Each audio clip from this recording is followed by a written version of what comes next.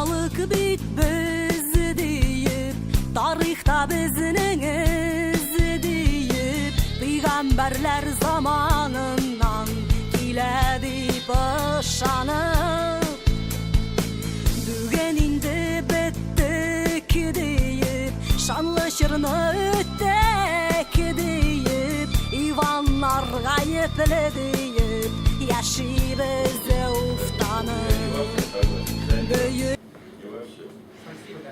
Вот, поэтому, значит, я считаю, что необходимо конструктивно вообще-то подходить к существующей реальности и вытаскивать какие-то реальные возможности из имеющегося положения. Потому что рассуждать о прошлом, ну, бесполезно, его не вернешь. Рассуждать о будущем, оно может не наступить, понимаете? Вот у нас сегодняшняя жизнь, мы в этом находимся, вот, в хорошем ли, плохом ли положении. Давайте искать выход из этой ситуации.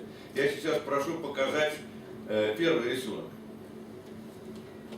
Вот опять тоже здесь данные приведены по статистике официальной, которая у нас есть, другой нет, от 2010 года. Вот здесь показано распределение, значит, жителей Москвы, значит, по округам, так, и по количеству. Вот здесь, оказывается, на 2010 год было 149 тысяч зафиксировано. Правильно или неправильно эти цифры не играют роли. Мы должны смотреть на относительные показатели, и тогда все хорошо совпадет. Как видим, что восток Москвы, так, северо-восток, восток, юго-восток, юг, это вот как раз там, где находится большинство татарского населения. Это наиболее дешевые регионы, так? Там жилье, как видите, наиболее дешевое. Вот там сосредоточено татарское население. Видите, до 20 тысяч находится у нас это Славу, северо-восточного. Так, пожалуйста, следующий рисунок. Следующий рисунок показывает степень знания родного языка. Вот кумыки говорили там о 70%, да, там, помните, цифра звучала, да?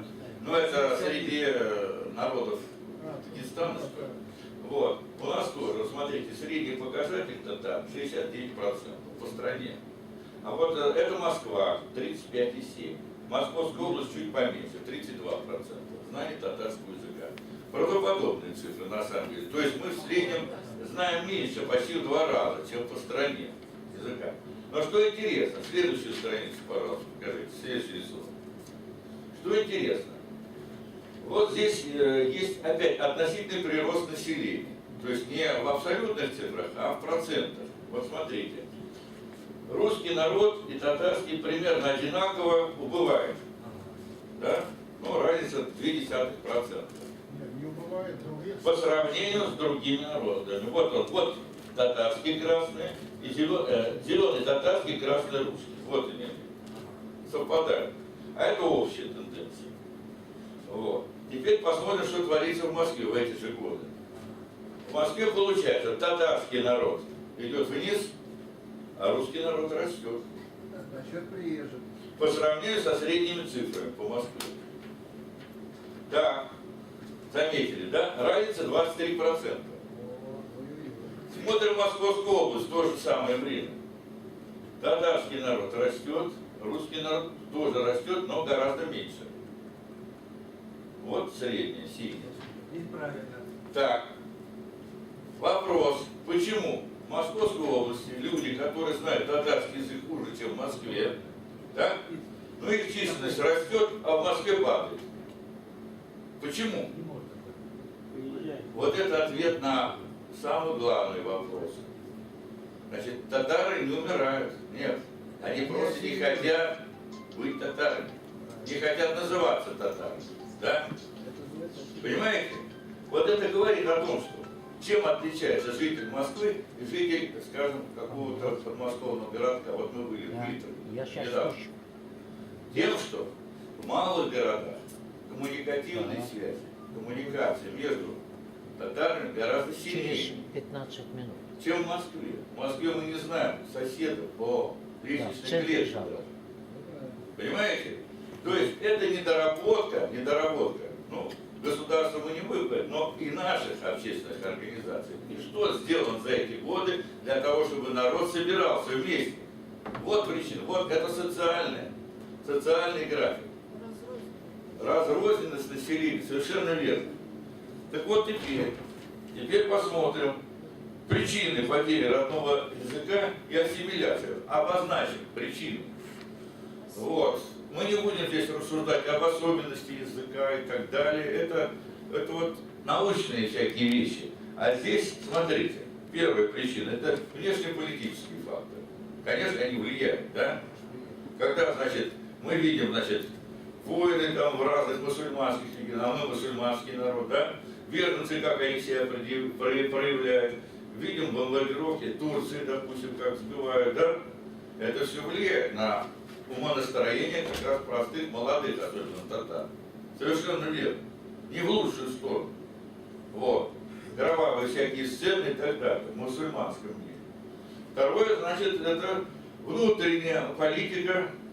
Ну, она разных уровней бывает. Федерального, регионального и местного уровня.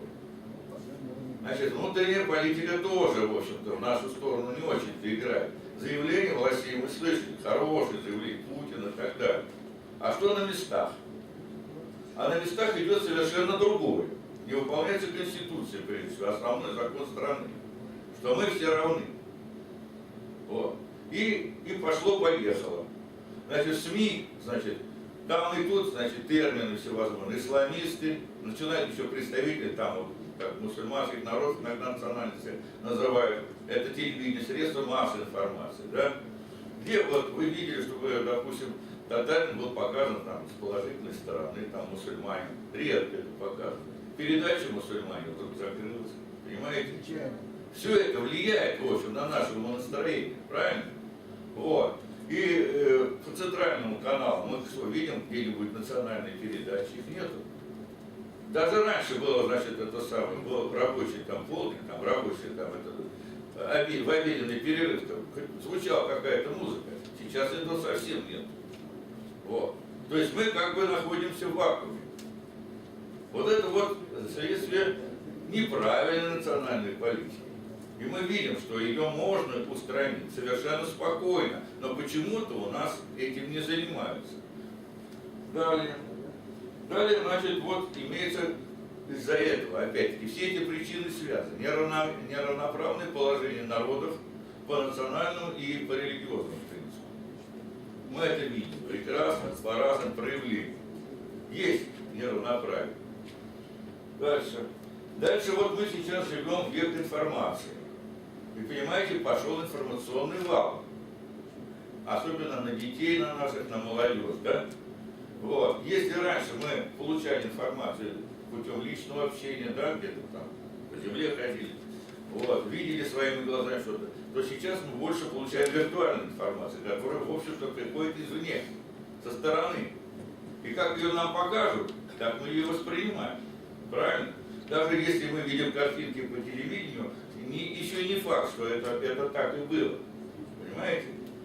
Так вот, в этом виртуальном мире, значит, в том мире информации, национальные средства нашей информации, они значительно отстают от того, что от общих темпов развития. Да? Посмотрите, какие красивые картинки, красивые девушки, там, все прочее. Вот голубь-то дурят. А что мы взамен можем противопоставить? Ничего. Мало. То есть мы как-то все находимся еще в недозрелом возрасте. А вы учтите, этот процесс ассимиляции работает каждый день.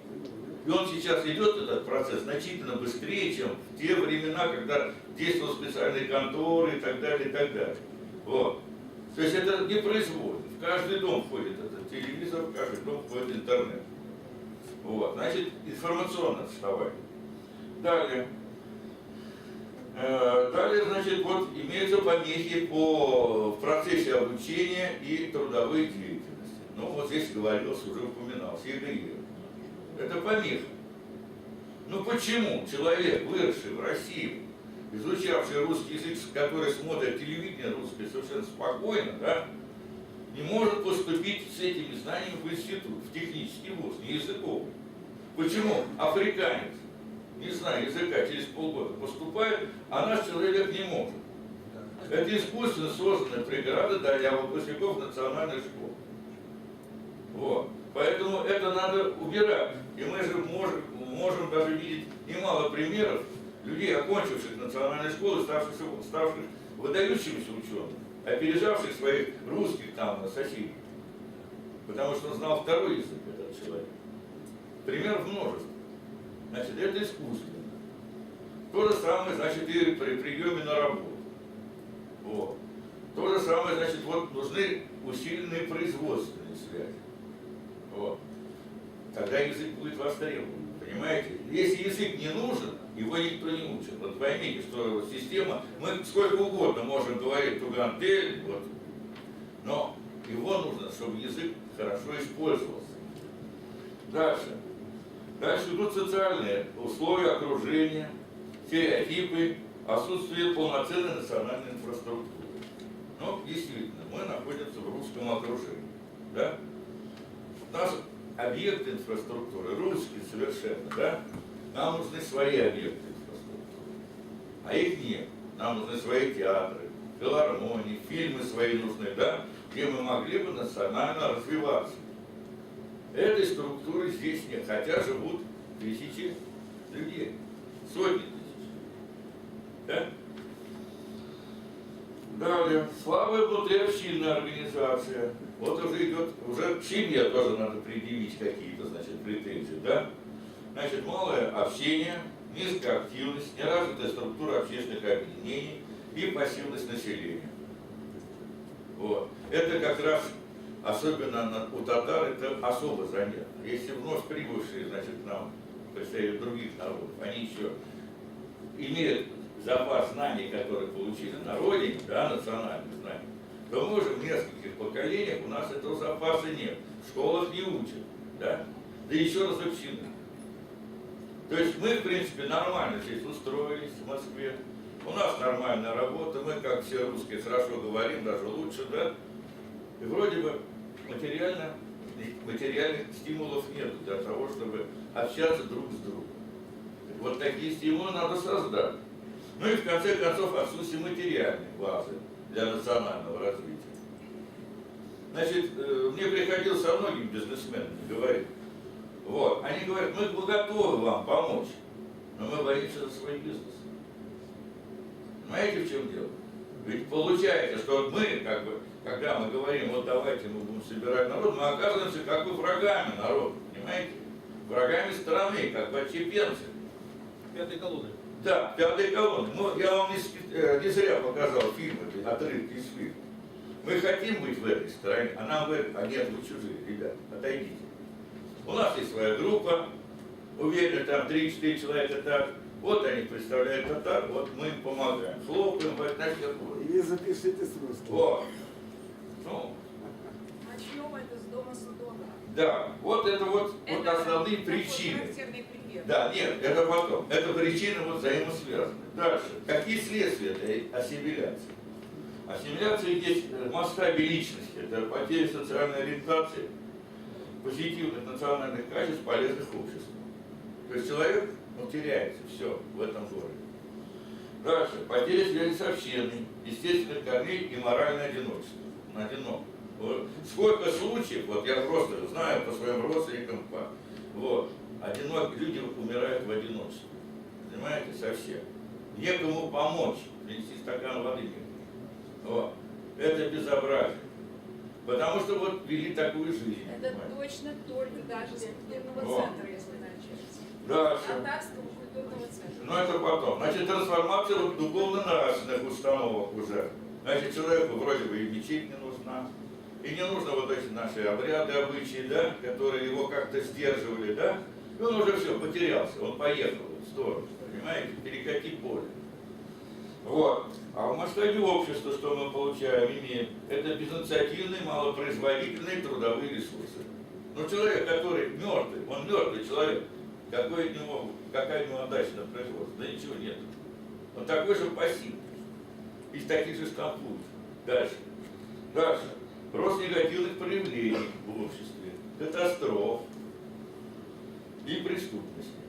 Потому что человек иногда не знает, куда себя деть. Да, вот с кем-то связался и пошел, поехал. Вот. Ну и тем более начинается миграция. То есть ему плевать, где жить. Значит, где лучше, туда и побежал. А вот за свою землю он ответственности уже не чувствует. Он здесь чужой. Вот это самое страшное. Вот мы когда, вот, а мы у каждого должны воспитывать чувство хозяина на этой земле. Вот будешь хозяин, тогда да, тогда все твое. Даже кто эту землю должен наладить, даже как не мы. Вот. А у нас давайте бросим это все. Какой выход из положения? Вот выход из положения. Тоже вот целый комплекс мероприятий, которые взаимно связаны. Но прежде всего, это укрепление связи внутри общины. Опять-таки, мы должны собраться, Чего надо соединиться начинать? в одну кучу, понимаете? Вот. Без этого вообще ничего не может быть. Вот. Без этого мы никто. Вот понимаете? Вот как мало. Нас уже так мало, понимаете? Пока мы не собрались, вот, не скучились, вот тогда и начинаются все процессы, понимаете? Вот. Значит, усиление системы автономии. Вот Дамир говорит, автономия, я все порываю, бросаю. А что? Это государственно созданная система сохранения национальных качеств. Там хорошие слова. Да почему мы не можем использовать в своих интересах это все дело? Ведь мы могли бы многое сделать, если бы мы нормально построили автономию. Чтобы в каждом районе, вот у нас Миначев сидит. У нас, значит, где-то 15 лет тому назад, или больше даже, были созданы автономии по округам, да? Вот. Опять группа милиции, собрались, быстро написали бумажки, сдали Минюст и обрадовались, значит, все хорошо, их зарегистрировали. Вот. А я, например, собирал там людей, обзванивал, мы собрали собрание большое, да, там еще выбрали руководство, потом еще праздник провели по этому. Потом еще бумажка Минюса, нам говорит, а вот уже бумага подана. Не вы первые. И поехали. Значит, мы все оказались вне автономии. А в автономиях оказалась узкая кучка лиц. Миначев пишет письма во все округа. Но скажите, вы что-нибудь знаете об автономии? И вот представьте себе, из 10 у нас округов, только в одном округе сказать, да, мы знаем автономию Восточного округа. Остальные, да мы не знаем, кто это такие вообще. И для чего они нужны. Понимаете? То есть совершенно мертвая система. А она выгодна чиновникам? Конечно, выгодна. Никаких проблем. Ребят, собрал 3 человек. Да? Похлопал, дал грамоты, раздал, все хорошо. Нет дела. И дела нет никому. Вот в чем дело. А ведь везде идут у нас рапорты. По национальным вопросам мы отпустили такие-то деньги. Мы мониторим ситуацию. Мы ловим преступников. Мы еще чего-то делаем. Понимаете как? Куда уходит деньги? Никто не знает. Но всем хорошо. Здесь, значит, Конгресс татар рукоплещет этим людям. Здесь государство рукоплещет. Там полпредство. Все хорошо. Вот. А в осадке остается народ. Народ никому не нужен. Просто вот брошен и все, до свидания. Вот он разлагается, он теряется. И это ждет тоже и другие народы, если вот будет такая ситуация. Если сейчас вот это дело не схватить вовремя, понимаете? Потому что процесс разложения очень быстро. Вот. Дальше. Но еще нужно планомерно создавать национальную инфраструктуру по различным направлениям. Значит, это средства массовой информации. Вот. Газеты, радио, телевидение. Сейчас появилась возможность интернет-телевидения. Не можем, не создаем. А ведь можно было, смотрите, вот у нас ребята снимают по своей инициативе вот эти все видео. Где-то они вешают в интернете. Почему? У них есть потребность рассказать это все людям. Вот.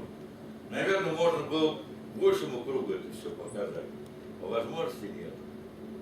Помещение, как в том здании, которое у нас есть, отданы совершенно другим людям. Вот. Ну, кроме того, значит, у нас есть в области жилья, опять-таки, есть возможности. У нас, знаете, сколько предпринимателей татар, которые вот в строительной сфере работают? Очень много. Можно дома строить при желании. А что значит дом? А если этот дом построить и там поселиться, там создать как свой детский сад, пожалуйста, сам и делай. Не надо просить у государства, вот детский сад. Да? Что сделали азербайджанцы на Щелковском шоссе. Вот у нас есть азербайджанцы, но вам все скажут. Вот. Вот, у нас тоже в Малаховке кое-что сделали, но вот это было только для небольшого количества людей. А в принципе это можно больше. Дальше, ну, направление образования и воспитания, конечно, можно культура, спорт, отдых, туризм. Вот у меня есть брошюра от еврейского центра культурного, который мне Шамиль дал. И вы знаете, сколько там расписано? И базы отдыха, и образовательные программы. Ну чего только нет, понимаете? Вот по всем вопросам вы можете найти ответ. По всем вопросам. Почему у нас этого нет? Что мы глупее? Значит, вот надо брать это как руководство к действию. Вот. Дальше. Ну, еще, значит, это предпринимательская деятельность. Но у нас предприниматели масса, понимаете, причем не слабые предприниматели. Только их почему-то в наших рядах не очень-то видно. Вот. Потом, значит, есть такая форма, как потребительская кооперация. Тоже, в принципе, идея неплохая. Идея позволила бы нам сэкономить расходы вот на переброски всяких налогов, да, вот так вот. Это где-то примерно половину всех сумм мы могли сэкономить. Спокойно. Значит, у нас, ну, потребительское по части питания, вот недавно мы в Дмитрове, значит, это самое, открывали автономию, там ферма содержит 200 голов скота. Пожалуйста, ребята, берите. Бараны нужны, пожалуйста. И таких у нас везде много, фермеров. Значит, надо собраться, вложить деньги и получать за это дешевый продукт. В той же сфере потребительской кооперации могут и строительные фирмы работать, и другие виды обработки, торговые фирмы. Так? Вы представляете? Безналоговая система для вашего обеспечения. Вы получаете жилье в 2 раза дешевле. И потом делайте с ним, что хотите в этой системе. Это же нормально. Мы всех посеем. Вот. Ну, дальше, значит, вот, ну, и там юридическая помощь, социальная помощь, так, естественно, что я говорил, престарелым, там, больным и так далее. Вот. Но развитие материальной базы, значит, это необходимо в Москве. Театр обязательно национальный, должен функционировать, полноценный театр на такое количество населения, понимаете. Музей должен быть отдельный, так? Вот. Дальше, значит, ну, базы отдыха нужны, детские сады, лицеи, школы. Вот был у меня проект, значит, лицея, допустим, за городом просто отдельное здание, где дается образование высшего уровня. Не просто вот так, а высшего уровня, чтобы оттуда выходили уже подготовленные дипломаты в нашем тюркском мире. Но кто бы, они тоже не отказались, азербайджанцы, кумыки тоже. Мы бы, наверное, смогли бы такое. Есть, да я показывал вот это самое, брошенное здание там, это самое, в Подмосковье. По прессу приношу, вот смотрите, фотографию принадлежит Министерству образования, можно взять за копейки его. Отремонтировать и продолжать работу. Аренда ноль. Неинтересно. Вот неинтересно. Все. Вот уходят в сторону такие вещи. Ну и, конечно, грандиозный проект, это вот у нас есть Татарская Слобода. Значит, мы знаем исторический район Москвы, где находится наш татарский культурный центр. Кстати, дом Асадулаева созданный на средства азербайджанского предпринимателя Шамсия Асадулаева, которого мы все чтим и помним. Он сделал это для татар, для всех. Вот. И вот это все, это была Татарская Слобода. Вот эту историческую зону надо сделать проект, архитектурный проект, и сделать в Москве. Вот вам историческая зона со своими там интересными вещами для туризма, для всего прочего. Это же будет и городу приносить большие деньги, понимаете? Город получит новые краски, и мы, татары, в этой слободе, или татар Бестасе, как у нас говорят, мы бы там вообще жили бы и развивались бы гораздо лучше. Вот. Что касается вот даже вот образования, Танир говорит, школы. Ведь была договоренность с министерством, с мэрией Москвы даже, договоренность о том, чтобы открыть факультативы в любой школе, возможность открыть, есть. Государство будет оплачивать это самое, и все прочее. Нет желающих. Мы повесили на сайте, давайте, преподаватели будут платить. На сайте нету желающих. Это от чего? От того, что мы вот так вот развязываемся, раскиданы, понимаете? А если мы в каждом районе там найдем 10-15 человек и скажем, вот мы хотим группу, а мы ее откроем. надо потребовать, и они это обязаны открыть. И в детском саду то же самое. Вот это еще один из вариантов совместного проживания. Вот я был Саков, вот тогда был, понимаете, а когда болмаса, не болмаса. Это всегда так. И поэтому, значит, дальше, значит, дальше уже из этих дел, значит, еще одно направление – это участие в этих самых органах власти. Вот что делают наши азербайджанские братья. Это выдвижение депутатов на всех уровнях. Их нет никого. Этим надо заниматься, понимаете? И взаимодействовать с органами власти активно. Понимаете? Когда власть тебе чувствует потребность, и она и тебе дает возможность развиваться. Сейчас же власть на нас смотрит как на врагов каких-то, понимаете? А ведь мы можем столько сделать. И в области национального согласия, так, и вообще усовершенствование инфраструктуры города.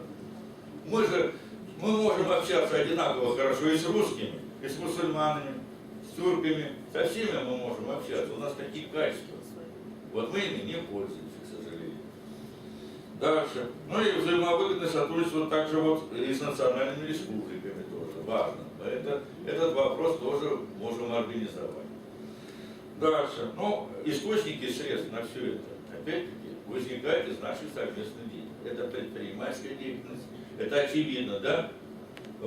Если она направлена в разумное русло. Понимаете? Не просто так. Не каждый на себя, а по одной программе. Это потреб кооперации, гранты и госдотации. Тоже государство, извините, оно все время отчитывается. Мы даем. А где вы пишете? Просите что-то? Вы ничего не просите. Чего вы хотите? Мы же могли бы, например, простой вопрос. Мои знакомые, пенсионеры. Мы могли бы курсы компьютерные открыть. Все бы обучили компьютеру, все бы по Фейсбуку с друг другом обменивались информацией за государство и все. Но мы этого почему-то не просим. А государство, не надо, хорошо. Понимаете? То есть там же тоже есть программы для молодежи, для детей, там множество программ. Значит, мы там должны быть вхожи в эти программы. И все это, конечно, позволяет войти. Автономия, больше ничего, потому что это единственная государственно утвержденная форма общественной организации, которая пользуется поддержкой государства. Там это записано. Только через автономию мы можем влезть в эти вещи. Поэтому мимо автономии никуда не уйдешь. Дальше. Есть еще спонсорская помощь, я говорил о болезни спонсоров. Если они увидят, что тебя поддерживает государство, конечно, они будут тоже этим помогать. Многие готовы помочь. Я знаю одного генерал-майора пограничных войск. У него прекрасное предприятие, большое. Но когда я ему говорю, помоги, а ты кто такой? Ты же политический, как помочь? Ненадежный, да. А меня мой бизнес закроет завтра, и все, и скажут, что-нибудь найдут. Все, до свидания. Поэтому мы здесь, конечно, должны обратить своей юридической структуры, понимаете, у нас есть специалисты, даже есть работники МВД и так далее, которые нас могли бы поддержать. Но у нас нет связи, мы всех раскидали. И, наконец, и сами члены, значит, нашего общества должны вносить членские взносы. Это безусловно, то есть, если ты в этой организации, помогай ей, чем можешь, трудом своим членскими взносами. Но нельзя растить халявщиков. Это просто противозаконно. Как говорил Бурганов, мы должны богатеть все, богатеть. Мы должны богатеть, мы должны быть богатыми. А Графский союз Бурганов, наш великий ученый, 95 лет мы ему отмечаем. Он сказал, что нация должна быть богатой. А богатой за счет такого труда, целенаправленного. Понимаете, мы все можем вроде бы, а вместе не складывается. Вот примерно основные направления. И теперь, значит, у нас есть еще, есть частные проблемы, которые нас тоже очень волнуют. Это татарская автономия. Переходя. Не можем мы, почему слиться? 15 лет существует автономия. Вы хоть раз слышали, значит, призыв, ребята, давайте приходите в автономию, давайте собираться. Сколько было сабантуев, все прочее, не было ни разу. в автономии в региональной отсутствует членство. Понимаете? Это вообще кощунственный факт. Ты идешь, хочешь поступить в эту автономию, они говорят, ну пошел ты, вон, кто ты такой. Вот. Сколько раз мы, значит, у нас были даже такие собрания на улице, когда это автономия произвольно выбрасывал даже общественные организации из своего членства.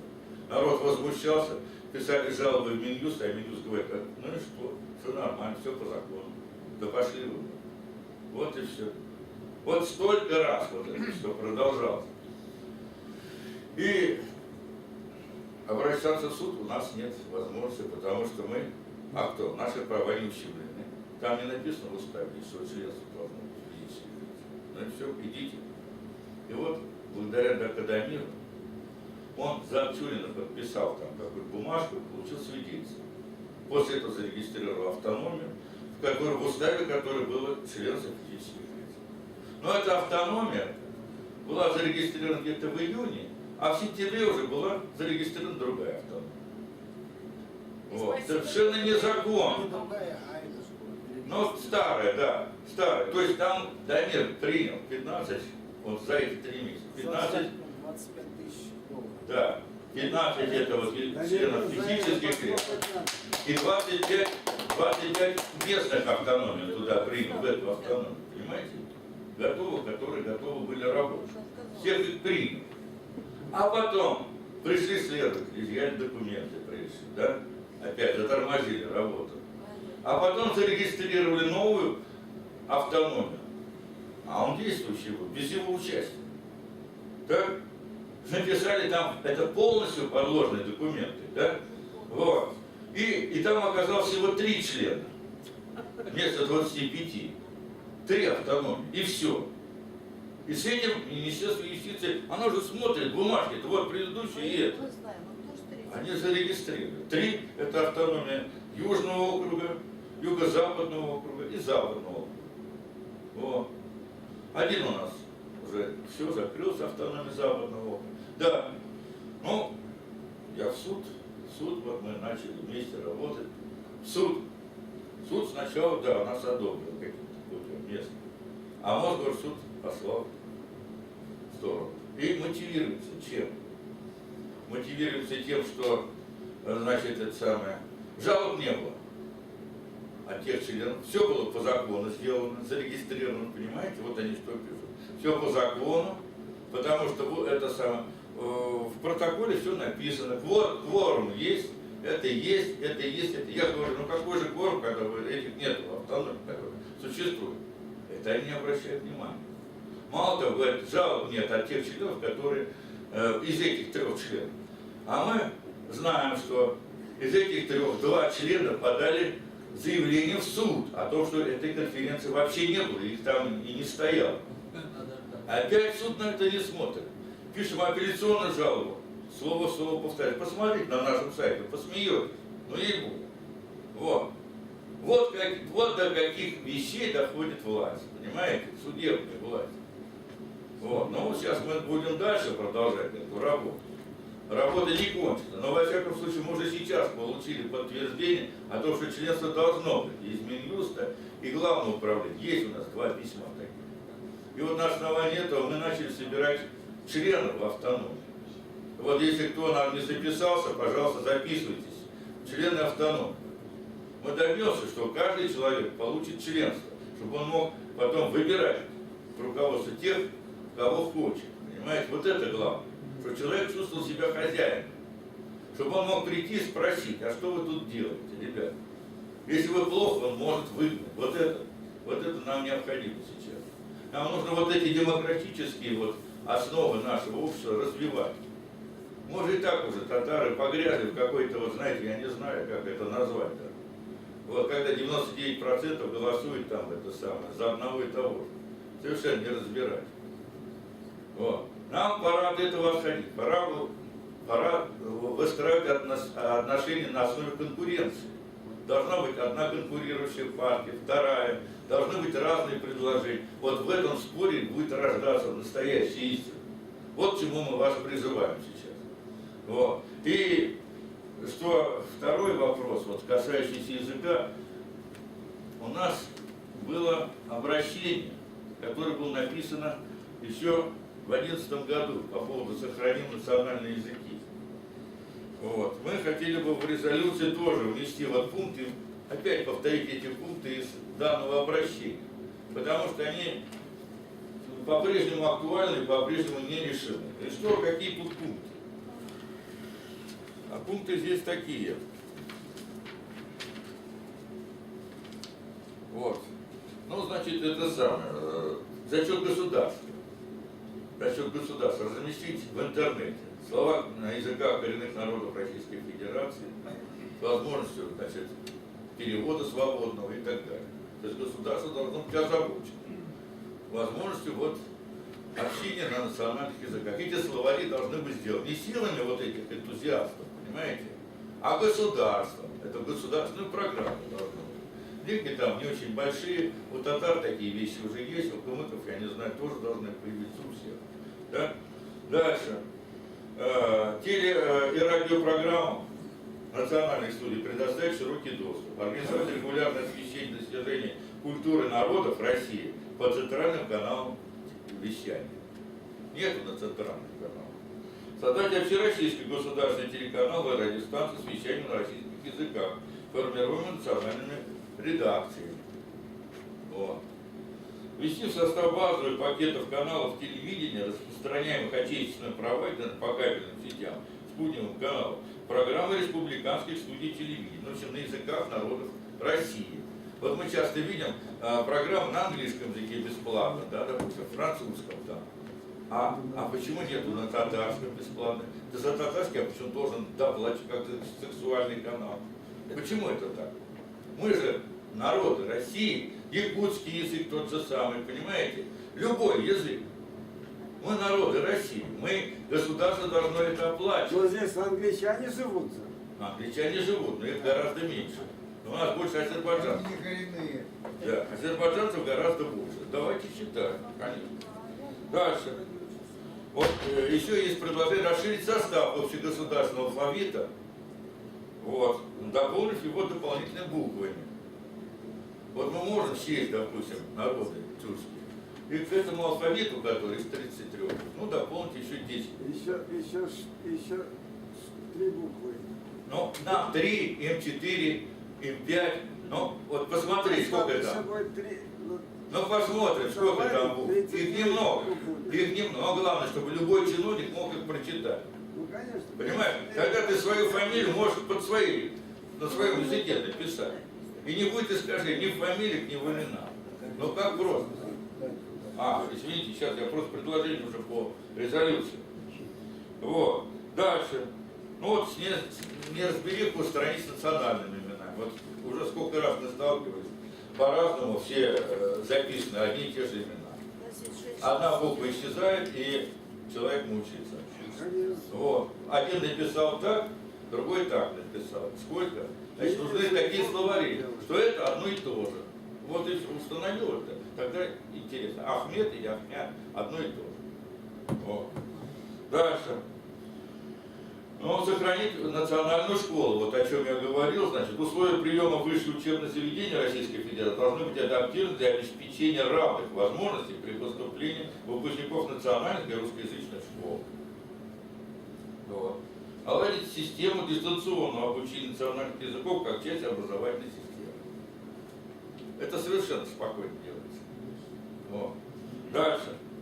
Дополнить школьный учебник, экспозиции музеев, разделом по достижению культуры и истории, части общегосударственной ценности. Это тоже очень важно. Ведь в татарском народе, допустим, я не знаю, как в других народах, у нас сохранились произведения средневековых авторов, да, которые раньше Шекспира, там, разговор с черепом и так далее, вращение земли, вот. Но это не входит в российскую сокровищницу. Да? То есть мы когда в курсе литературы в школе учат, они учат Державина, а до этого ничего не было, как будто. Понимаете? Ломоносов там. Вот. Значит, надо внести Алтай наш, да? Алтайская царевна. Какая историческая вещь? Откуда это все появилось? А мы как будто из воздуха она возникла. Понимаете? Древнейшая культура. А мы это не знаем. Вот. Дальше. Ввести на территории России второй государственный язык. Вот раньше мы писали, что это должен быть татарский. Вот я сейчас предлагаю, возможно, это должен быть общетюркский язык. Нам нужно собраться всем тюркским народом и выработать единый словарь. Татарский язык. Здесь он был всегда. Нет, подождите. Вот что было всегда, тоже давайте поспорим, потому что Эдгам Тенишев, когда нам был тогда у нас встреча по Золотой Орде, он прочитал письмо татарского чиновника, да, письмо зачитал, чистогузский язык, идиором окончаний и так далее. Откуда татарский такой поменял? Значит, татарский тоже, видно, изменялся. Могольский, Кыпчакский. Ну вот, значит, мы можем сесть. Смотрите, пример опять тех же евреев. Один сел и написал словарь идиш полностью, 17 томов. И все выучили. Возможно. И сейчас все они спокойно болтают на одном языке. Ведь если мы один язык выучим, сделаем, так мы все будем одним народом, все вместе будем. Нас же будет больше, как говорил уважаемый, значит, наш Рамазан Алпаут. Нас же сколько? 12 миллионов. Вот, это нас уже больше будет постараться. Значит, мы уже сила. Вот. А ради этого разве нельзя не постараться? Вот, тут надо смотреть. То есть, понимаете, здесь иногда вот в Казани тоже отношение к Нижегородскому. Что это за язык? Да. Давай мы его выкинем. Понимаешь? И нас опять разделяют. Переведи на татарский. А нас надо соединять, наоборот, понимаете? Перепись населения. 20 наименований с татарских, это татарский народ на 20 наименований разделили. И еще больше даже. Да. Вот и все. Зачем нам это? Давайте мы обратный процесс начнем. Ведь мы же были вместе. У нас был язык тюрки общий. Мы же писали на одном языке. Мой дедушка читал азербайджанские книги. У меня есть эта книга. Вот. Он с 4-классным образованием. Азербайджанцы читали татарский. Татарские читали, наваи там, да вся, это классика. Мы все они читали, а теперь мы не можем. Нас разделили. Потому что алфавиты сделаны разные. Ну все, я вот на этом вот и кончаю, что единый государственный язык, ну вот какой язык, наверное, ну вот нам надо вот, наверное, будет принять и посидеть над этим очень серьезно. Все, спасибо за внимание. Да. К резолюции. Чтобы по истории надо внести пункт, чтобы внести туда историю древнетюркское государство. Мы запишем, нам надо создать редакционный блок. Наверное, мы это в интернете будем, эту резолюцию. Да. Она пишет слово единый язык, второй язык государства, а дальше пусть решается сами. У нас еще есть один выступающий, народ, наверное. Я извиняюсь. Вояру пока не ушел. Он не уйдет. Господин Вояр, с чем не согласны с Владимиром? Сейчас Ну, я сказал, я там отвечу. по-другому Я отвечу. А то я объясню. Значит, что касательно национальных культурных автономий, то, что вот, не совсем поняли хорошо. Дело в том, что по закону национальная культурная автономия это то же самое, что общественная организация. То, что у нас региональное татарское национальное общество Тугантель, это практически со всеми теми же правами то же самое слово в слово. И регистрировано национальная культурная автономия, то же самое, все там написано. Никаких прав дополнительных нет. Просто весь сыр-бор у нас, у татар, возник из-за дома. По Булгакову, москвичей квартирный вопрос. 3000 квадратных метров в Золотой Миле, в Замоскворечье. Конечно, все заинтересовались сразу национальной культурной автономией. Если не будет этого дома, никому не нужна будет национальная культурная автономия. Это как будет болото находиться. Поэтому я слышал какие-то, как будто я там за этого дома там пытались что-то там, чего-то, поэтому я не буду участвовать в национальных культурных автономиях, если вот приложить себе в татарском в отношении языка, это у нас есть организация, у нас есть Союз татар Москвы, еще организация, тоже ее надо приводить в некое соответствие с нашими целями, задачами, особенно находится. Поэтому я вот именно вот с этой точки зрения, и то, что там оскорбительно написано в законе, я тоже это не считаю правильным. Но у нас нет таких полномочий вносить изменения в законы Российской Федерации, поэтому, к сожалению, я там находиться пока не могу. Что касательно вот ваших, вот то, что вы говорили, ну, это все очень хорошие вещи, конечно. Ну, татарская слобода, допустим, это уже лет 20 назад тоже мы об этом говорили. Ну, я приводил Мы ходили, бывшего заместителя Москвы архитектуры, был такой Татарин, сейчас он в отставку ушел. Он сказал, еще до этих падений рубля там, и все, да, ну, нам еще надо где-то 1 миллиард рублей взять и все сделать. Конечно. Деньги нужны, все опирается в деньги. А таких вот, чтобы на потреб кооперации заработать несколько миллиардов, вряд ли мы сможем что-то сделать и вложить это средства. Сейчас из-за каких-то мелких, вот вы говорили, вот эти суды и все вот эти. Да, мы очень близки были к тому, чтобы навести порядок в доме Асадулаева, но у нас банально проплачено. Все это было проплачено, и, к сожалению, все вернулось за ним. Это я знаю. Ну, доказать это сложно у нас, к сожалению. Ты рассказал о 29 тысяч долларов, я не раз слышал. Ну это в начале. Нет, ну, это такая история, она Можете тоже... рассказать, Это как сплетни, я не хотел бы сплетни никакие распространять, но я об этом знаю кто дал, сколько дал. Примерно. А за что, Давид, за что?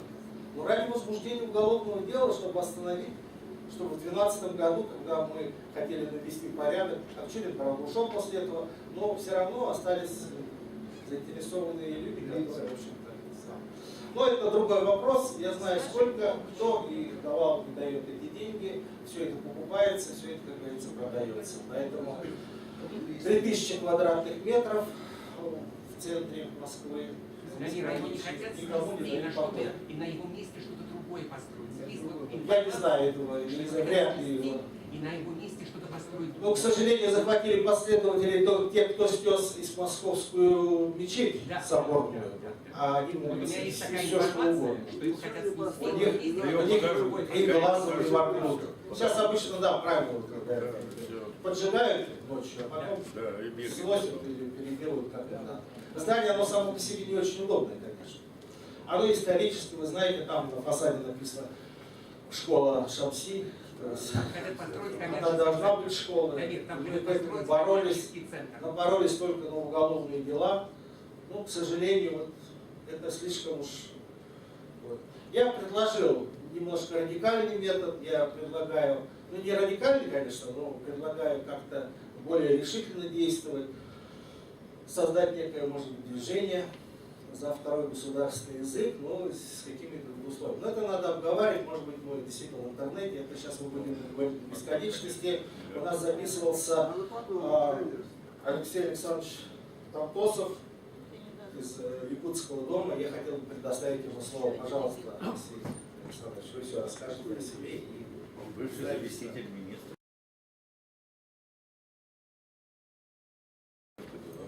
Да, ну, сам скажет. Дорогие друзья, я вообще, когда получил приглашение Тамира, то меня эта сама поездка как-то сильно заинтересовала. Да?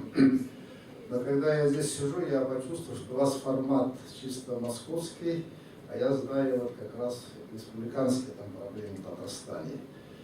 И, конечно, меня удивило то, что у вас нет консолидации, там, ну, с таким даже национальной культурной автономией. Но я должен сказать, вы сильно не огорчайтесь.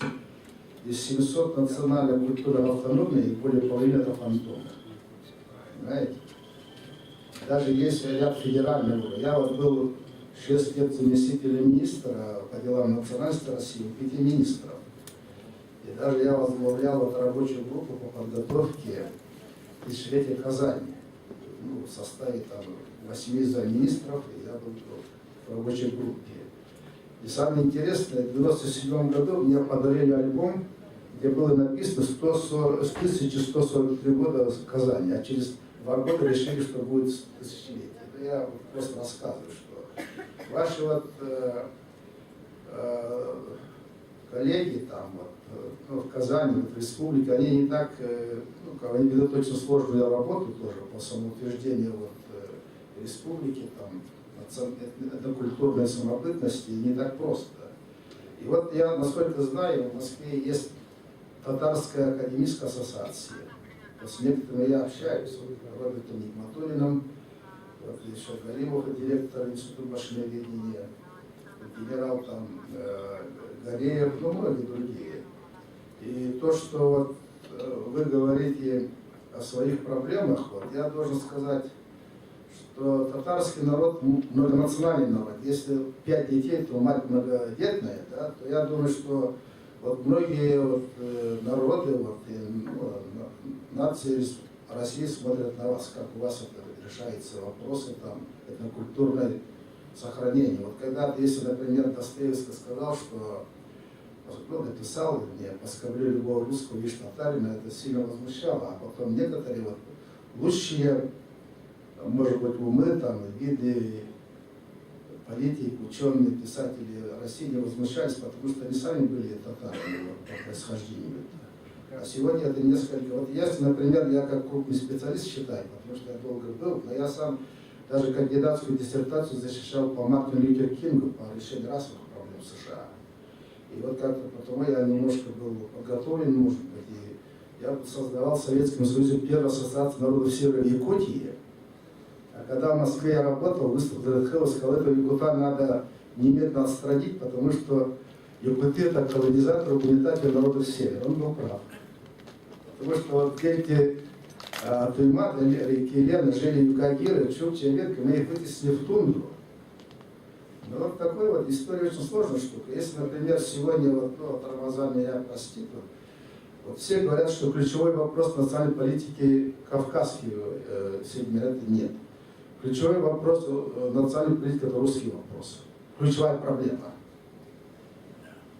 И вот если, например, ключевая проблема русский вопрос, то индикатор решения вот, это, наверное, татарский вопрос. Если вот, например, многонациональный татарский народ не будет иметь поддержку на государственном уровне вот, развития своих таких вот языковых и культурных таких традиций, знаний, не только в городах, мегаполисах, и может быть даже таких вот отдаленных таких вот, где работает, я думаю, что национальная политика не может быть успешной, она не может быть разумной.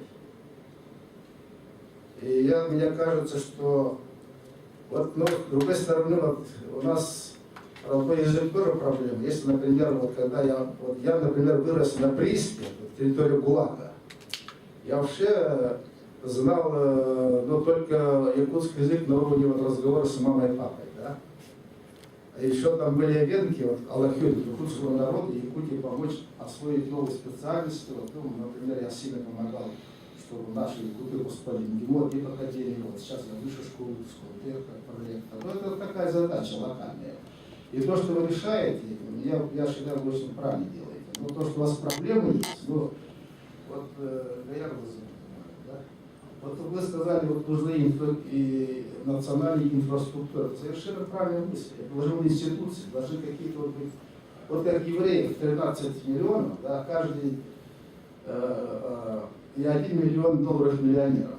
И вот даже вот я считаю, что вот Кох, который, Альфред, который в бедах, он же сказал, что как бы мы немцам не относились там с обидой на,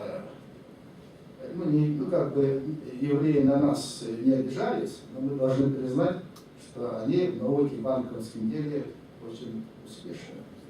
И мне кажется, что у татар тоже, у татарского народа, если, я думаю, что у вас, вот как, например, я тоже тюркоязычный народ, но у вас смотрим всегда, что вы, если у вас будет хорошо, у нас тоже должно быть лучше.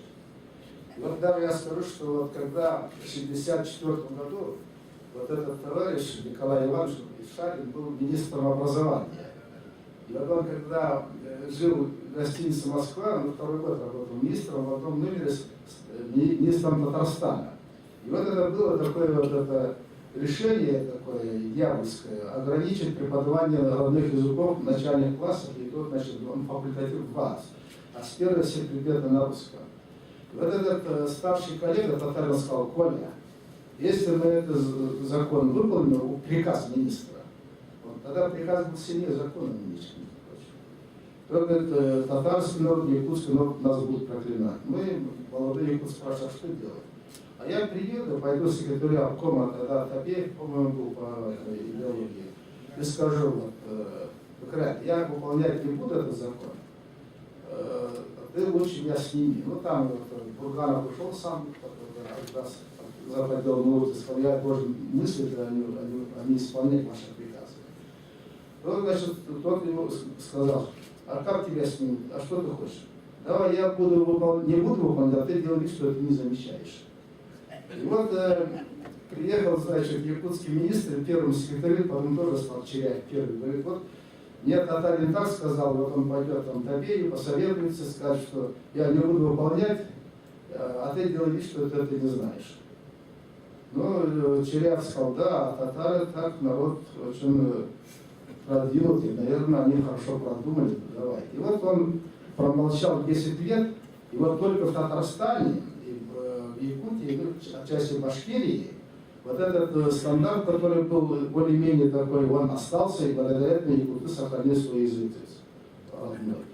И вот когда я об этом рассказал тому человеку, который сейчас, вот, а мы с ним дружили, он мне рассказал, командировки был, Алеша, такой случай был, а что, как он делал? Он пошел, бутылку коньяка взял, говорит, в буфет, сказал, давай, Коля, выпьем, что потом поговорим. Потому что это дьявольский приказ ни в коем случае нельзя выполнять, мы убиваем свой народ, свою культуру. И вот когда вот этому человеку, Как фамилия? Шарль Николай Иванович, вот глава республики дал ему почетный гражданин звание, там, это для Якутии очень большой, там, ну, квартиры, прочее, там все, пенсия хорошая. И вот он умер вот 2 года назад, он 4 года был почетным гражданином республики. Я считаю, что это было одно из самых правильных решений главы Якутской республики. Да, вот, благодарен. Вот я хотел, что потом, наверное, будем с вами связываться, и узнать надо фамилию этого министра вашего, да. Когда я бывал в Казани, мне как говорили, даже сказать, что он недавно там жив был, в 90-х годах еще. Так что, а вот что касается ваших, вот я могу сделать, так как я неплохо знаю эту ситуацию, я должен сказать, что вот тюркский язык, как государственный, я думаю, с ним торопиться не надо, потому что сейчас панславянизм на боку, да, понимаете, с Украиной, с Польшей, со всеми, а тем более с Турцией это воспринять, вы только себе сделаете лишнюю головную боль. Вот. Мне так, потому что... У меня к вам вопрос. Вы Да. очень хорошо сказали о нашей дружбе между... Мы вас по древним документам, мы не называем вас якутами, мы вас называем сахейцами по древним документам. Ну, И если называть Саха. Саха, да. С вашим представителем лет 15 назад, когда я учился и работал в Институте проблем рабочего и коммунистического движения, ваше представительство было рядом. И у меня к вам такой вопрос. Сейчас идет страшное давление на вас, чудовищное, в интернете. Про вас именно то, что вы сказали. Про вас говорят страшные гадости, что вы представляете опасность, что вы колонизаторы. И вот у меня к вам вопрос как к этническому родственнику. Дошло до того, что вами пугают все народы Российской Федерации. У нас тоже есть такой гвислинг, Сулейман Раискин. И как вы избавляетесь от своих гвислингов женского происхождения, чудовищной гадости с шовинистами, идет разговор нескольких ваших предательниц, коллаборанток, с русскими шовинистами. Как вы избавляетесь от этого? Не замечаете ли вы их? Мимо проходите? Как сахейцы решают эту проблему? Но я скажу, что вот когда шовинистами так это, знаете, там, их нельзя вспоминать во время серьезных разговоров. А вот я скажу, вот, например, насчет русского вопроса, да. Он настолько сложный. Вот есть журнал «Вопросы национализма», он 22 номера вышел. Там нет ни одной статьи во славу Русской Православной Церкви. Понимаете? Или вот возьмите вот еще вот, газета «Завтра». Ну, там немножко заигрывают, ну, или «День завтра», или «День литературы». Там, потому что русский народ сам, русская вот, православная церковь. Вот церковь православие было до Ордынской, после Ордынской, до Петровской, после Петровской. Еще были не стяжатели, и стяжатели. Сегодня стяжатели вот, в церковной бюрократии, понимаете меня? А что касается вот, конкретно вот, Якутии, то я скажу, что вот 3 миллиона квадратных километров и 450 тысяч народ Саха, да? И сейчас ввиду того, что там вот регионы, районы дальние и прочее, там нет никаких вот, ну, благоустройств, там, канализации, там, газификации, прочее. Пенсионеры и прочее все стремятся в Якутск. И, к сожалению, я считаю, что вот, руководство Якутии, вот, начиная от первого президента и сегодняшним, да, они вот, ну, умеют работать неплохо, я скажу так, да. Но с другой стороны, вот они вот такие вот глобальные проблемы они не замечают. И при том, внутри вот якутского такой истеблишмента есть очень много противоречий. Вот, и крутым мочат якутов руками якутов, понимаете? У нас то же самое, у нас то же самое, у нас абсолютно то же самое, но не получается в отношении нас. У нас очень большая внутренняя... Нет, я думаю, что вот, ну это, что в интернете там прочее, я думаю, что это виртуальная пока реальность, понимаете, виртуальная, да. Оно вот на самом деле вот расстановки таких социальных политических сил, да, это вопрос общения не присутствия, решающего не играет. Маленький вопрос. С высоты возраста опыта Дамир сказал расширить территорию Татарстана, губернию, что такое, как посмотрим. Как может отразиться? Там же старший брат. Но там, понимаете, вот этот вопрос, конечно, он присутствует, я бы сказал, объективно, исторически как факт, да. Но с другой стороны, вот после украинских таких событий, да, ну, я думаю, что говорить о каком-то там ну, таком вот какой-то ассоциации, да, да, говорить сложно, потому что текущий момент очень такой, он имеет определенный тренд.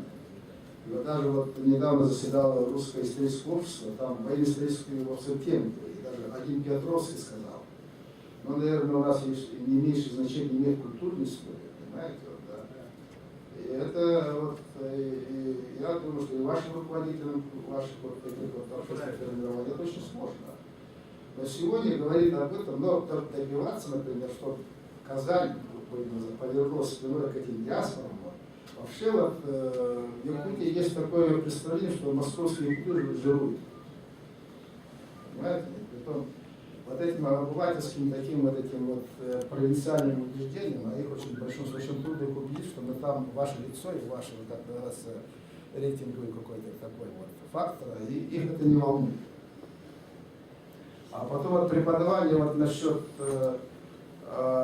вот, тоже правильная мысль, но то, что вот те, которые изучали там физику, математику, там на народном языке, хотя я думаю, что это пока не надо это делать доминантой, да, но вот принимать как там, вот, хотя бы страны СНГ, там, или вот, ну, там, англо-франкоязычных, арабоязычных таких, я думаю, такой вот, такая квота, ну, на самом деле должна быть. Потому что раньше вот для народов Севера были селевые места. И притом было такое, что им должны дать общежитие. Ну, Сейчас нет такого. Сейчас такого нет. Они в Ленинградском университете. Что? В Ленинграде институт. Ну, это Ленинградский институт Герцена, там был, и сейчас есть институт народов Севера. Да, там было где-то более 20 языков народных. Ну, я скажу, что очень, это мировой практика, это феноменальный такой случай. Да? Ну, у них тоже проблемы есть. Но я должен сказать, вот, несмотря на все вот эти вот наши проблемы и боли такие вот, я должен сказать, что вот в Российской империи, да, вот все же вот эти национальные такие диаспоры, они более-менее сохранили. И вот если я бывал еще все время в Средней Азии, там, и вот у них тоже, вот, у них, вот, например, в Таджикистане, там ни одной русской школы сейчас нет. Киргизия, там, ну, Киргизия более близкие, там антропологический какой-то регионист, где-то с Алтая, Забайкалье, там вышли. И вот там тоже вот с утра до вечера ругают русских, да, меня считают своим. Я вообще сказал, что вы, если бы не было Русской империи, да, Русская империя, во-первых, бы не дала самих русских. Даже есть же вот у Ключевского, который считает русским историком, 3-й том, страница 13, а некоторые 12. Государство пухнет, народ хереет. Понимаете? И вот эти все факторы исторические, они очень серьезные. И вот, например, в Украине защищали диссертацию в каком-то году, вот, в 90-х, социально-политическое последствие русской ига.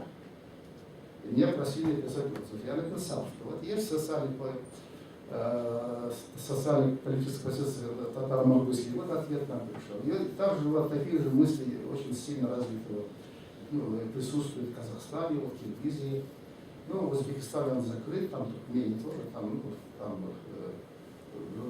другие какие-то измерения присутствуют. Вот это все очень реально.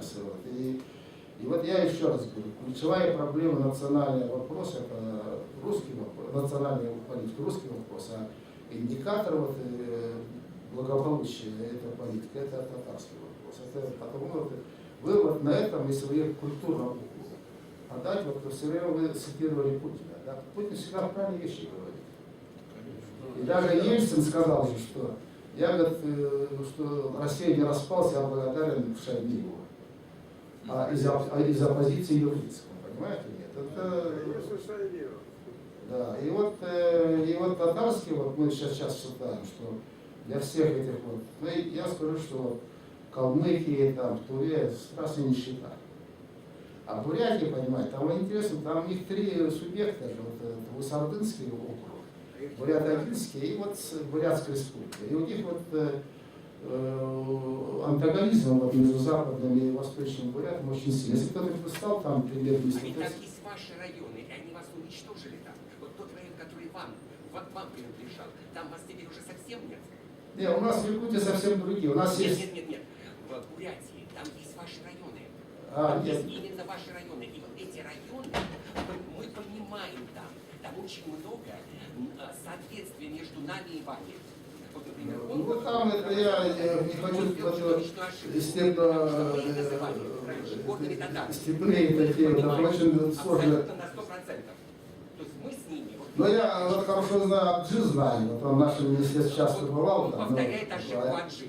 До революции мы их называли горными татарами. Да. И Ахмед Сатар, который сейчас сбежал, он сказал очень хорошо про школу. Но они не понимают, что наша часть не Мишари, а Горьковский татар-машкар. Не, ну я могу сказать, что вот есть такой Алтынбаев, да, вот он другой, там есть западные, восточные татары, республики, там тоже есть проблемы, мне кажется. А в Якутии там, если у вас западно-восточный, там у нас, например, 4 региона, нет огромной территории, там тоже есть свои, как называется, приоритеты.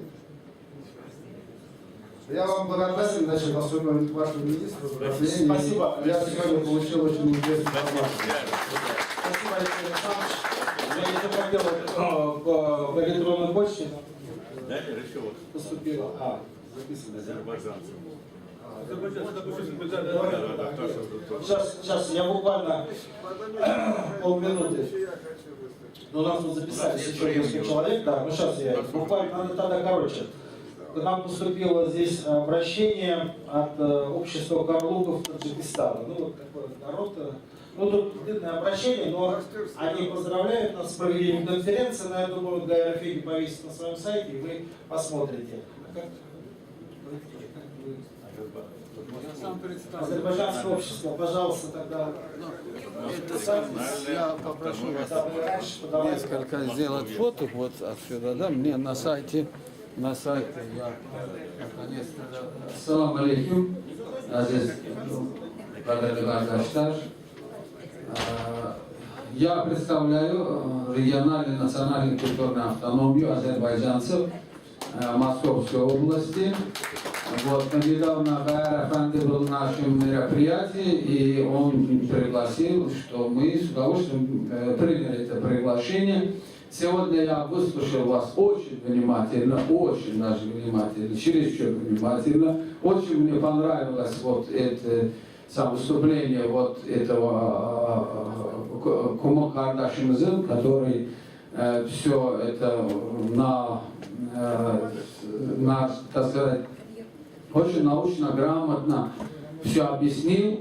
Я очень просто восхищен, поверьте мне, потому что это, скорее всего, я первый раз бываю вот в таком конференции, где так вот глубоко вникают вот в такие очень, очень важные для нас вопросы, как сохранение языка.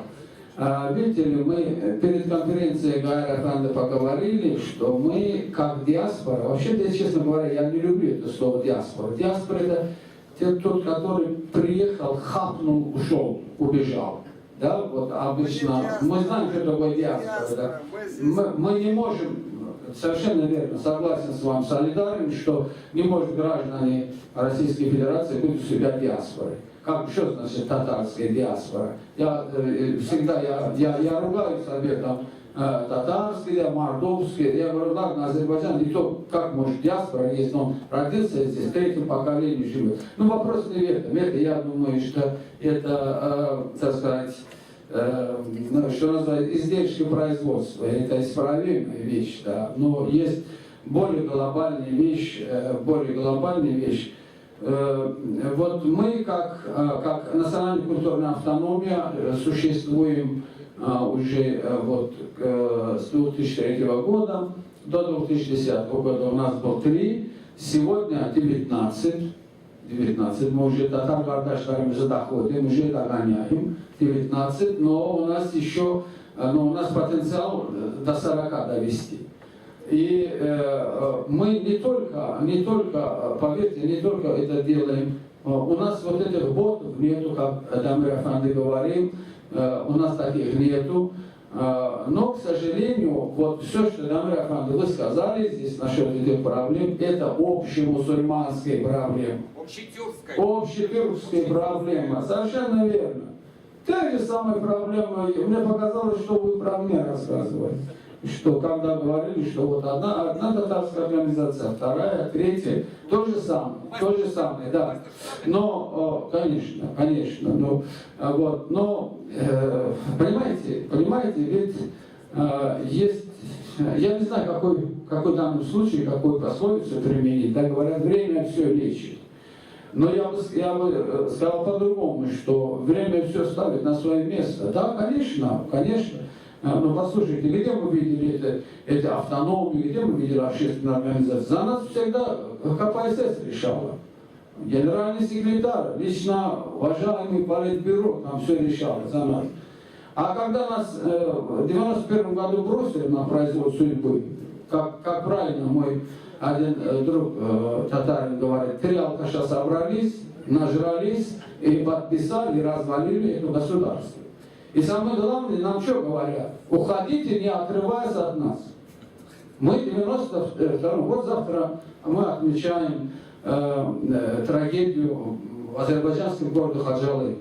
Вы наверняка знаете, да, что весь город сравняли с землей. 600 человек перестреляли, перерезали.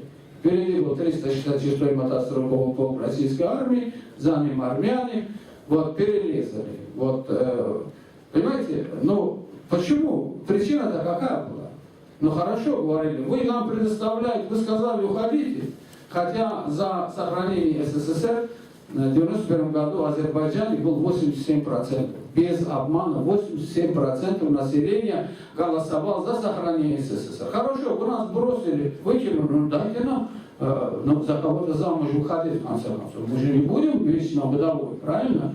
Вот. А тут, конечно, наши братья подоспели там из-за океана. Все, давайте, ребята, вот 20 женихов, начиная от Японии, Америки, там, Турции, Ирана и так далее. А нам говорят, нет, ребята, вы будете здесь. Хорошо, как я буду здесь? Ты же меня выбросишь.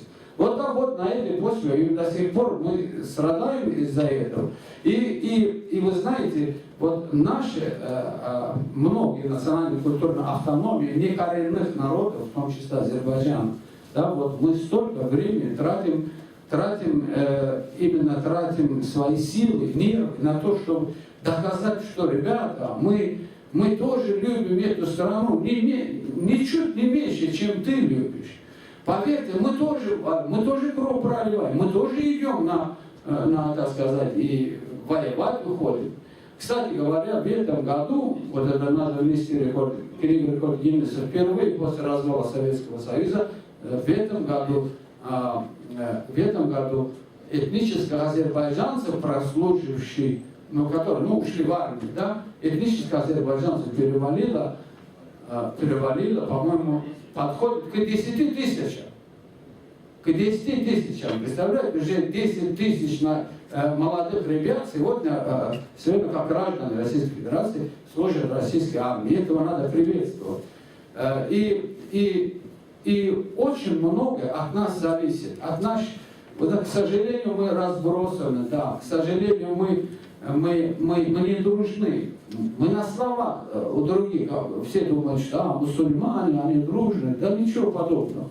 К сожалению, мы сами друг другу, и самый наш страшный враг, это наш внутренний враг. Мы сами прежде всего.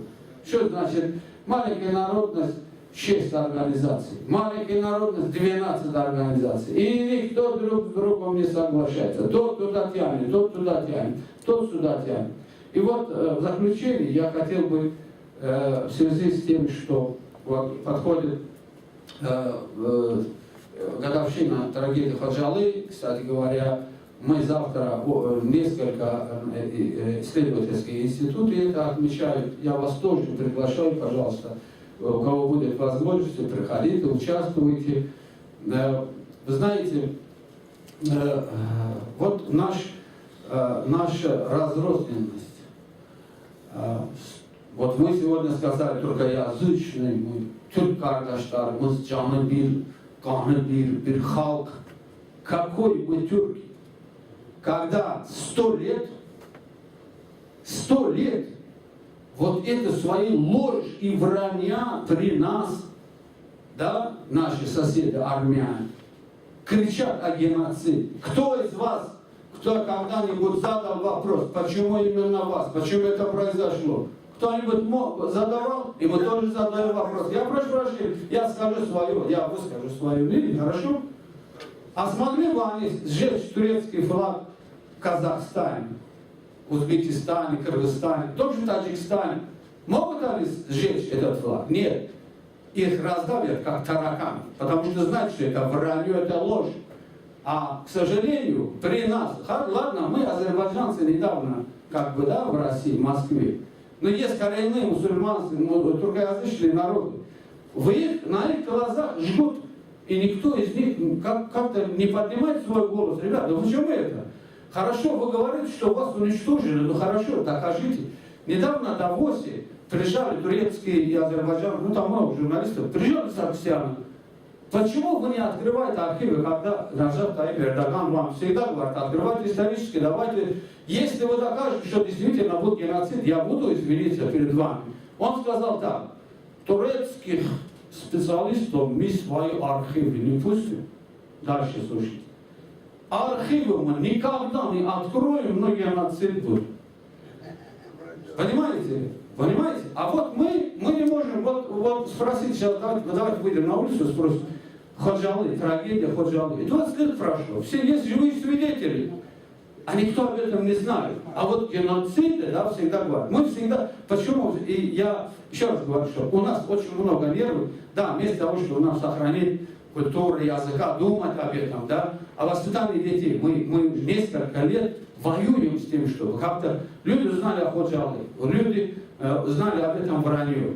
Но я опять возвращаюсь к тому, что вот сказал Кума Кардашин, да, история нам никакого другого выбора не оставит, как консолидироваться, объединиться. Объединиться не революцию делать, нет, Боже упаси. Мы умрем на этой земле. Это наша с вами земля. Ну ладно, я недавно, так сказать, россиянин, да. Вы коренной народ. Вы знаете, давайте согласитесь, что никто из нас свое будущее своих детей не связывает с благополучной Европой. Благополучной Европой. Да? Мы всегда думаем, что это наша с вами Родина.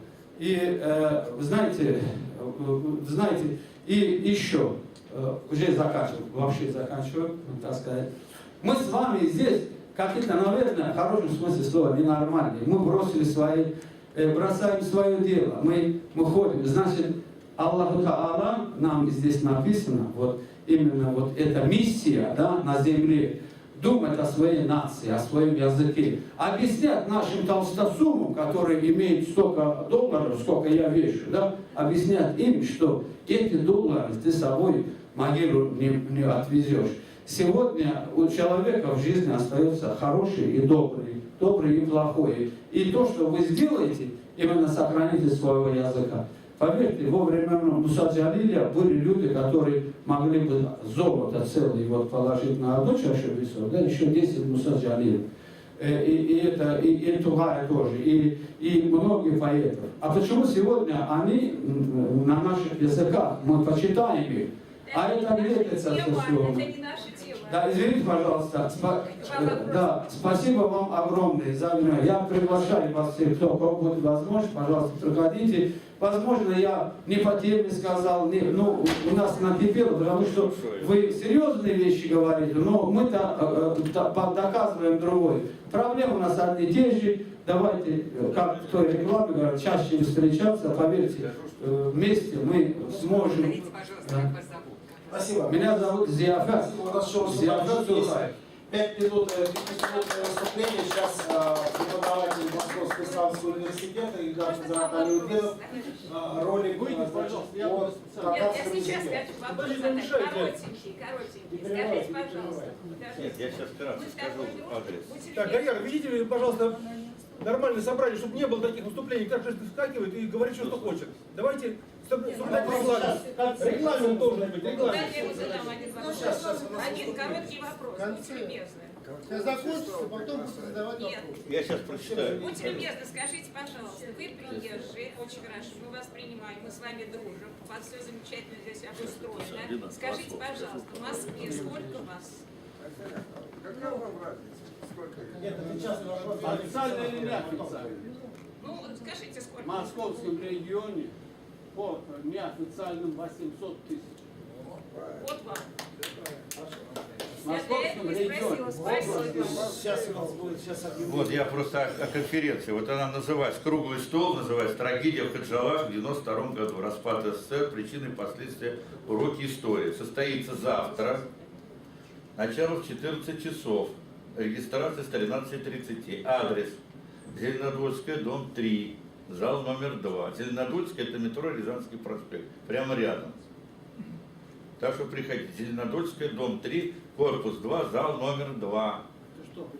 13:30. Там это узбекское, сейчас скажу, это здесь узбекское общество там какое-то там. Узбекский гостинично-коммерческий центр, гостиница «Азия» называется. Спасибо за вопрос и спасибо за ответ. Я благодарю. Хорошо, у нас сейчас следующее выступление. Преподаватель Московского исламского университета Ильдар Хазрат Алиудинов по обучению татарского Вообще я языка в слушала, даже интернете. мне было плохо В от конце этого зададите доклада. вопрос. Можно я вопрос один задам? Гайр Ахметович, мне очень понравился ваш доклад. Я с удовольствием его выслушала. Спасибо, вы потрудились. Вы действительно абсолютно конкретно показывали все вещи. И вы сумели подобрать материал, который нас интересует.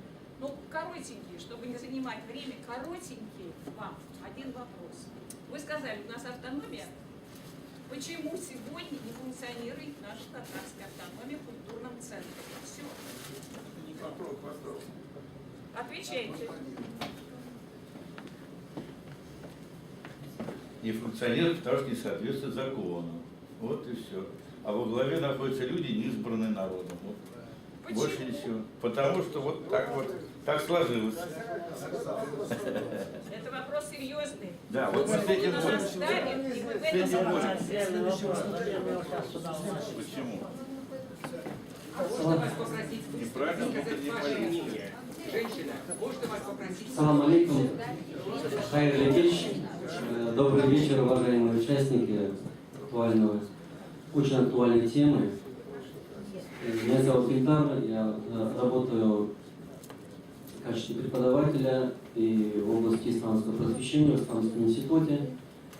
И несколько минут просто займу ваше время. Насчет инструментов. Мы говорим о языке, о татарском языке, сохранении. Также это меня волнует, потому что я сам также татарин.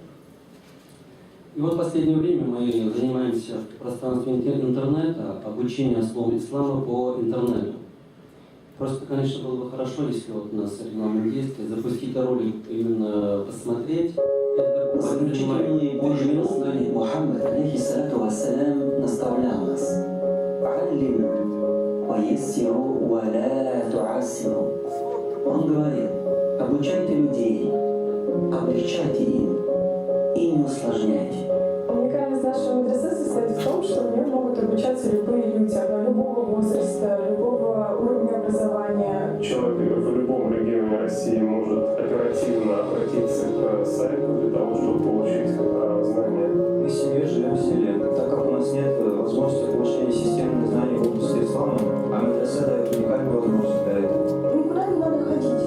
Ты можешь бежать, сидеть и сдавать уроки, и также получать знания. Преподаватель смотрит тебе в глаза через монитор и подробно рассказывает. Занятие или лекция, скажем так, идет недолго, от силы 5-6 минут.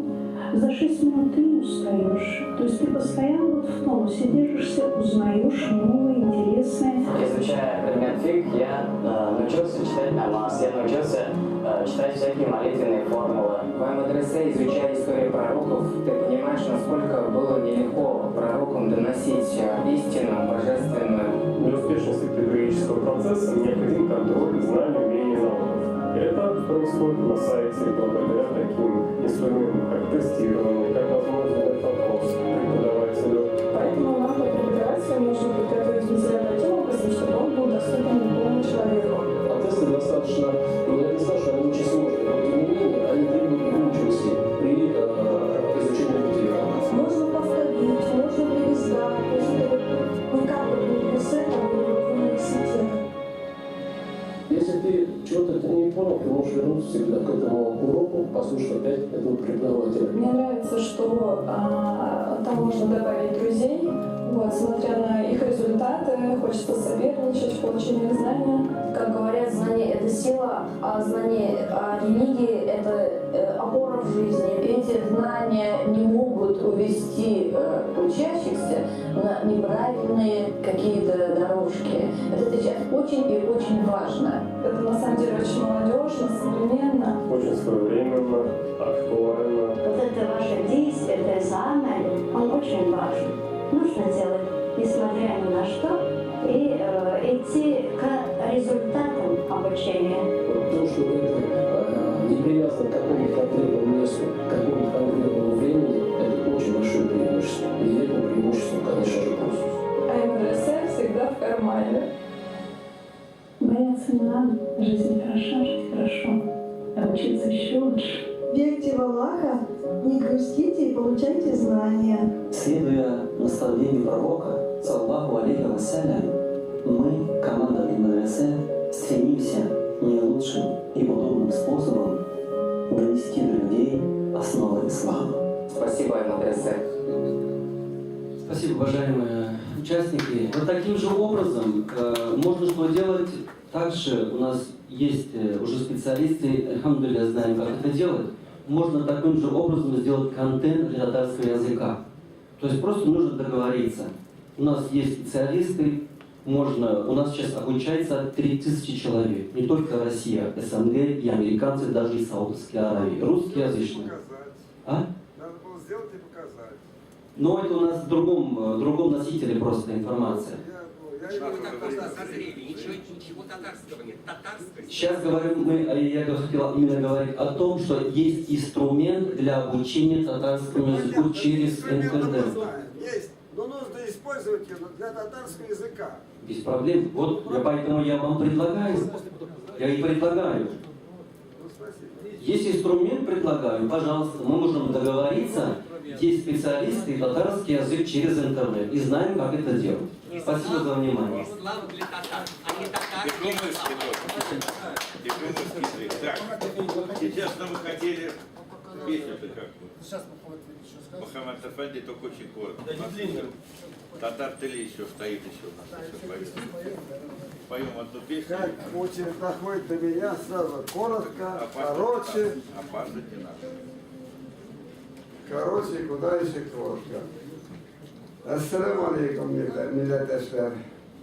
Adım Mirzakarım, varsa söyleyin, Tatar tilinde değil, varsa Rus tilinde, biz Tatar dili turunda burada söylerken yıldı. No, birisinden edesin ki Ahmet Sattar etti, что Я скажу, они могут это бричи, которые шмасаны. Это неправильно. Бричи шмаготы земельные. Это во-первых. Тарих Бресвигуды... Мухаммед, по теме давайте. Это уже старые споры. По теме конференции, да. По теме конференции Хадрейта. Мне просто заметил. По теме конференции я ссылки для, конечно, сюда. Но, birinchidan, Damir Efendi, Татарстанды алмаштырга керекми, это бик зор хата булыр иде. Татарстан булып калсын. Хоть бер бәләкәй генә булса да татар дәүләтчелеге. Ол бак, ол булсын, аны күбәйтик. Менә Россия Федерациясын кирәк Алтын Урда дип атарга. Аны кирәк исмен алмаштырырга. Чөнки бу җирләрдә Алтын Урда дәүләте иде. Bir de her vakit Tatar dili hoca oldu. Birinci dil Tatar dili bir de oldu. Sonra bana Azerbaycan halkı da kire Altın Orda'ya girdi. Bana Kafkaz'da girdi Altın Orda'ya. Allah bir de sonra Tatarlar şekilde Kırım'ı halı. Türk halı diye belirledim. Kırım'ı Türk halı.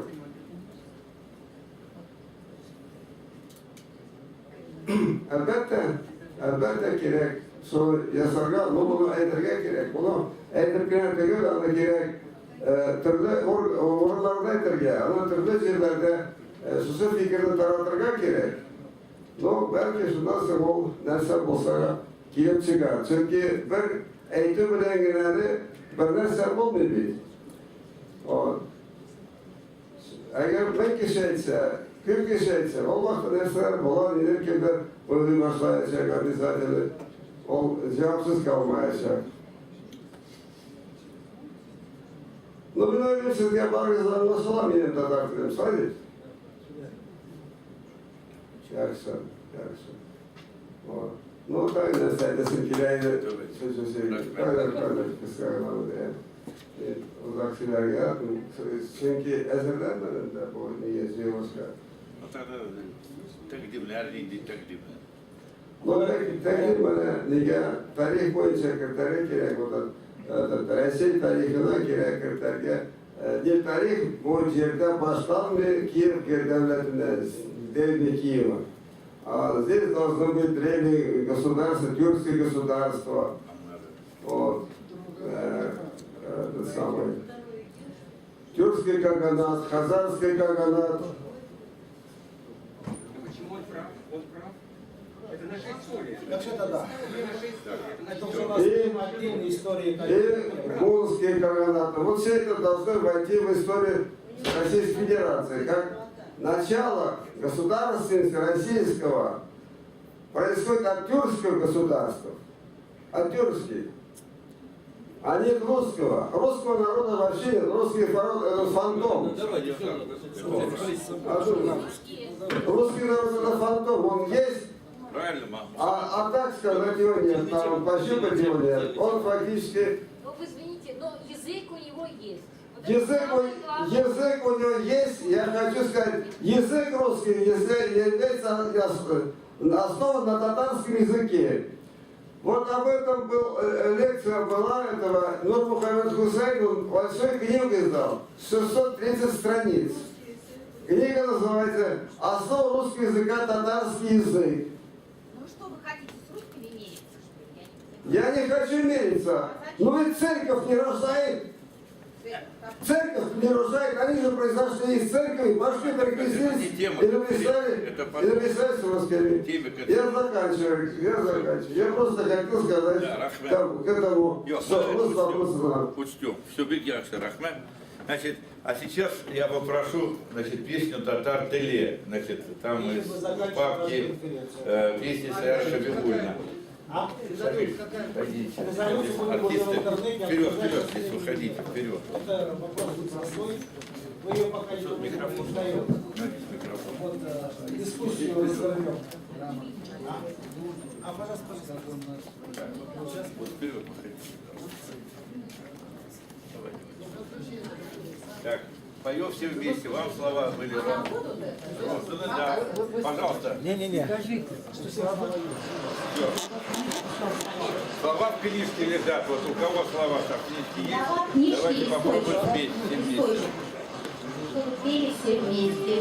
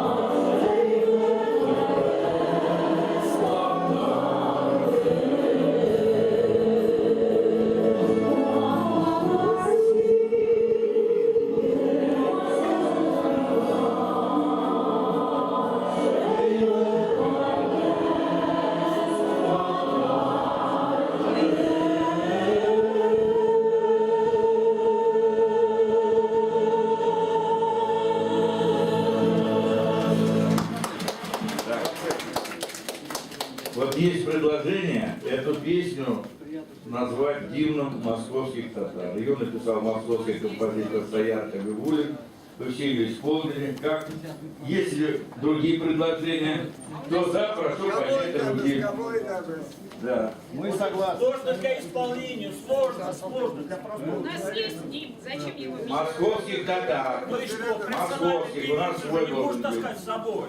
Я слышал эту песню. Да подождите, ну, давайте. Мнение. Ладно, обсудим. У нас есть Обсудим, гимн, да? прекрасно исполняется народом. Какая песня? Татарская песня, московских татар. У нас свой Она гимн нужен был. гимн, который уже обозначен и который поется всем Все, залом. Тугантели и все. Мәскеу татарларға үз жыры керек. Гимн московский. Так, ну что, концерт как у нас там? Антонина нет. А можно еще концерт? А? У меня нет, нема. Сайт там. А? Как? Асхат, хотите еще что-то? Давайте, вот здесь наши певицы приготовили пару песен. Давайте послушаем. Если хотите, послушайте. Туган жереб идил буе, да. Туган жеребец идил буе. А что? Ой, там же так. Шла Джерлана.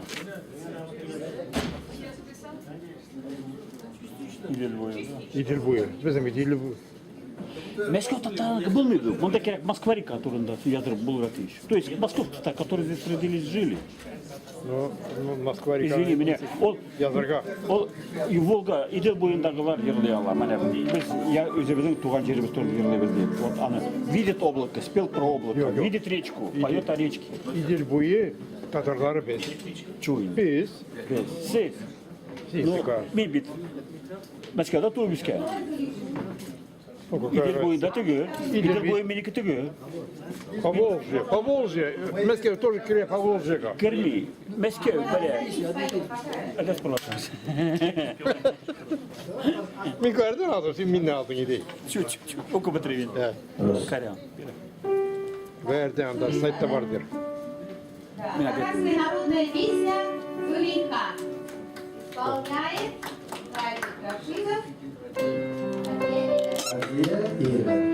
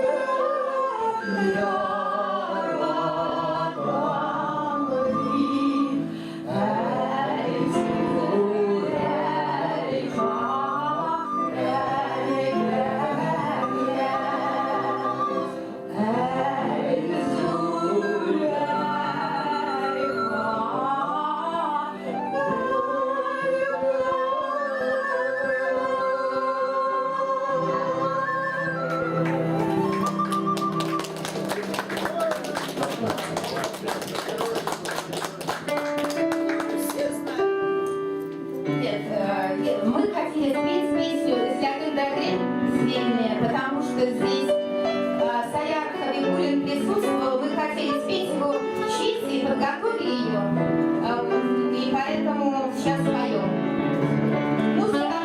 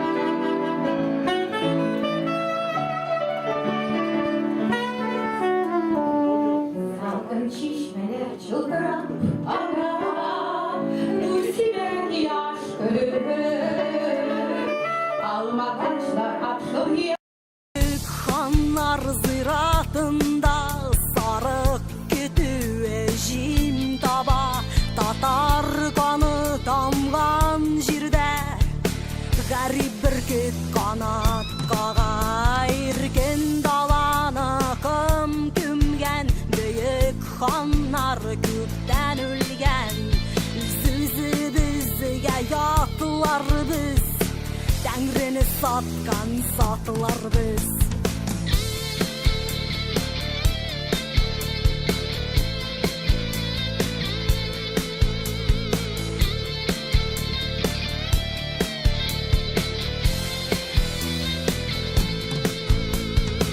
Tatar tügel Bulgar deyip Vattı ilni Tatar deyip Deri tağıp şapan giyip İsen kalı şatlık Dağın kimler satar deyip Kılmak suğa batar deyip Toskanını bizini suyup Güte bizi azatlık Altın gümüşke kıyındık Yat Allah'larga sıyındık Bizge irik girek tügel Kılıka küdükken günel İzgi şişmeni kım kümgen Evliyeler küpten ölgen Sizi bizge yatılar biz Tengrini satkan satılar biz